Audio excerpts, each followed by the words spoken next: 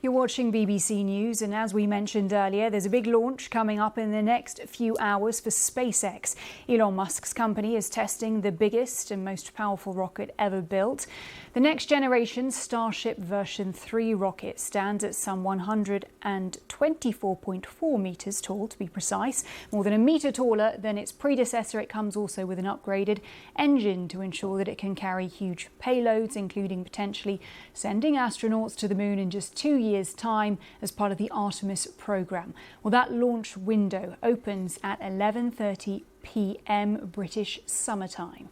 Well, joining me now is Leroy Chiao, former astronaut and commander of the International Space Station and author of Dinner with an Astronaut. Welcome to you, Leroy. Always really good to have you on BBC News. So we've got SpaceX preparing to launch what they say is the most powerful rocket ever built.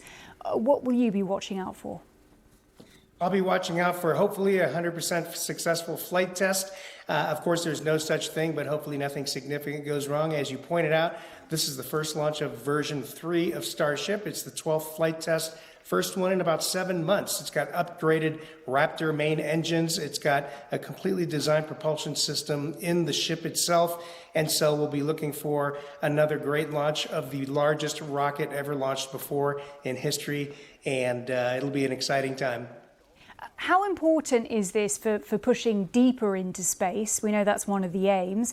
And what can we, the scientific community, gain by doing so? Sure. Well, this rocket is going to really disrupt the industry once it becomes operational, because it's designed to be a fully reusable heavy lift system, and the cost of sending things to orbit will drop even more dramatically than they already have with Falcon 9 in its reusable first stage. And so what we're going to see, a version of this rocket, it was created because Elon Musk says a version of it will one day carry around 100 people at a time to Mars, right? And it's also, the technology is an integral part of a landing system to take humans back to the moon. Both SpaceX and Blue Origin have their own contracts to help develop a lander. Hopefully one or both of those will be ready for a flight test next year, and that will be a critical step towards returning humans back to the moon, maybe as early as the end of 2028.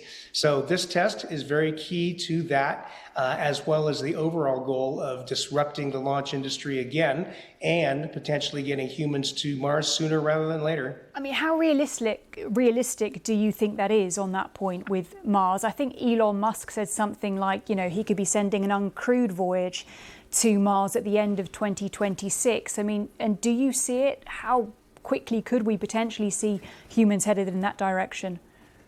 This is a very ambitious goal, a very ambitious timeline, but that's nothing new for SpaceX and Elon Musk, and usually things take a little longer than he first announces, but he eventually gets there. And so 2026, sending an uncrewed Starship to Mars, it's possible, because if everything goes perfectly well with version 3 launched today, and then he's able to demonstrate in space refueling, because that's a critical part of both going to the moon and going to Mars.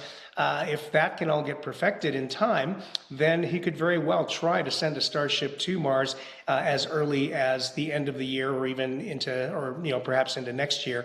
But we'll be keeping our fingers crossed. At any rate, that's how critical tonight's flight test is.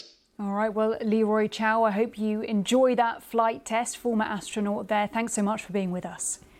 My pleasure. Thank you.